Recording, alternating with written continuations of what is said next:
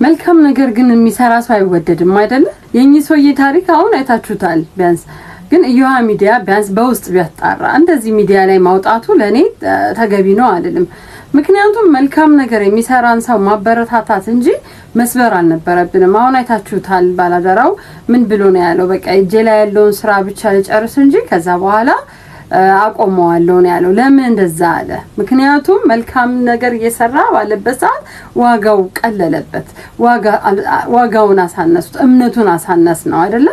ለምን አሁን እሱም ያንን ነገር እንዳየ እንደዚህ አይነት ነገር ሆንኩኝ ብሎ እንኳን ሰውየው ሲነግሩት ቢያንስ እንኳን እንደዚህ በቪዲዮ ከሚሰራ በግል ቢያናገር ምን ግን እርግጠኛ ነኝ ይሄን ነገር የፈለገበት ምክንያት ገንዘብ ሊሰራበት በቃ አይተነዋል። ገንዘብ ሊሰራበት ነውና ገንዘብ ሊሰራበት ፈልጎ ግን እንደዚህ መልካም ሰዎች እንደዚህ መስበር አልነበረበትም። እስከ 5 ነው እስከ 4 ክፍል መስራቱ እንደኔ መልካም የሰሩትን ማበረታታት ሲገባው ግን እንዲሰበሩ አደረገ። ንጉስ ቤት 10 ተናካሽ ውሻዎች ነበሩና ከነዛ ውሻዎች ምን ስራቸው መመሰላቸው? አንዳንድ አገልጋዮቹ ሲያጠፉ ለነሱ እየሰጣ እነሱ ናቸው የሚቀጡት እየነከሷቸው ምናምን። 10 አመት አብሮት የቆየውን አሽከር በትንሽ ጥፋት ውሾቹ እንዲበሉት አዘዘ። ግን ያ ሰው ምን አለ? እባክህ ንጉስ ወይ እባክህ አንድ የ10 ቀን ስጠኝና ከዛ በኋላ ለውሾቹ አሳልፈህ ትሰጠኛለህ አለው።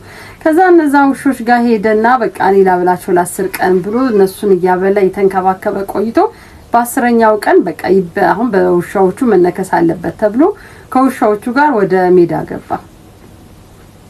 እነዛ ውሻዎች መንከስ ቀርቶ ምን አደረጉ መሰላችሁ? ከሱ ጋር መላላስ፣ እሱን ማጫወት፣ እሱን በእነሱ መሃል መንጎራደድ ጀመረ። ንጉሱ በጣም ተናደደ። ከዛ ምንድነው እንዴት እንደዚህ ሆኑ ብሎ ሲል ምን ቢለው ጥሩ ነው አሽከሩ? እኔ 10 ቀን ብቻ ነው እነዚህ ጋር ተላምጄ መልካም ነገር ያደረኩት። አንተ 10 አመት ለፍቼ አብሬ መልካም ነገር ሰርቼ በዚህ በትንሽ ጥፋት ግን ለነሱ አሳልፈ ሰጠኸኛል። ምን ማለት ነው? እኛ ሰዎች አንዳንድ መልካም የተደረገላቸው ሰዎች ይረሳሉ። መልካም የሚያደርገውንም ደግሞ ዋጋውን ያሳንሱታል።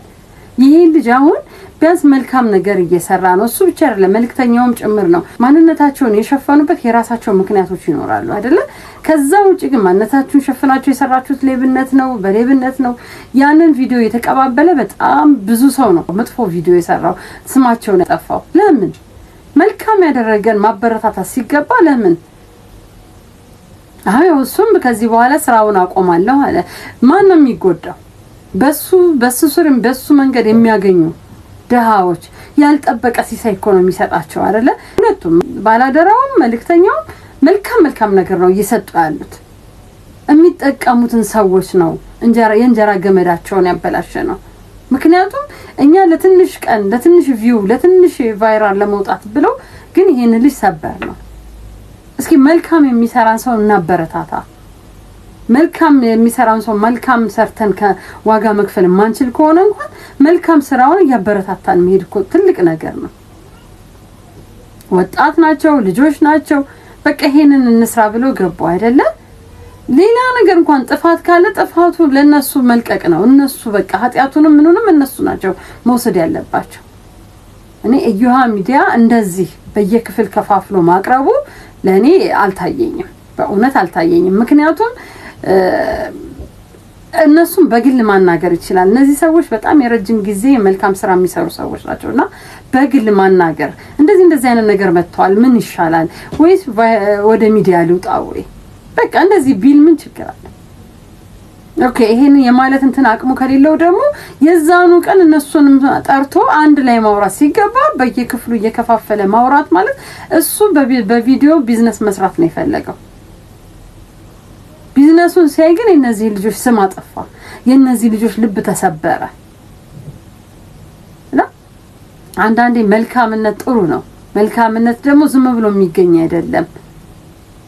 መልካምነት ጸጋ ነው። መልካምነት መክሊት ነው። ለመስጠትም መሰጠት ጸጋ፣ የመሰጠት ጸጋ ሲኖር ነው።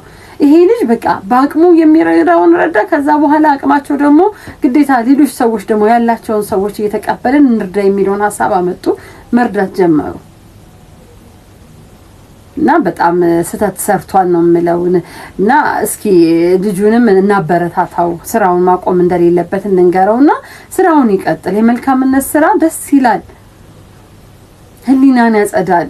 ሰላም አለውና መልካምነት ይቀጥል ነው ልልም ፈልገው እና ሚዲያዎች ደግሞ ምን ሰራውን ነው አንዳንዴ ይሄ ማለት ፈልጋለሁ